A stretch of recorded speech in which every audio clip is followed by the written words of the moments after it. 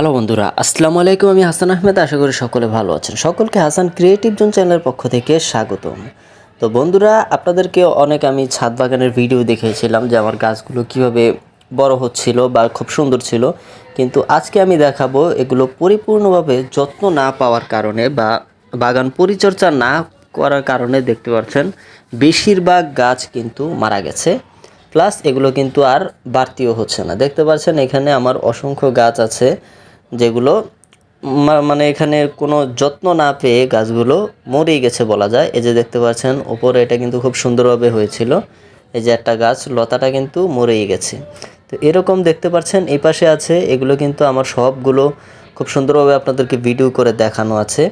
সেগুলো কিন্তু খুব সুন্দর ছিল তখন, কিন্তু এখন দেখতে পাচ্ছেন এগুলো পরিচর্যা না করার কারণে গাছগুলো মরে গেছে বা যেগুলো জীবিত আছে খুব ভালোভাবে কিন্তু নেই। দেখতে পাচ্ছেন গাছগুলো খুব শুষ্ক হয়ে গেছে, মানে মারা যাবে এরকম আর কি।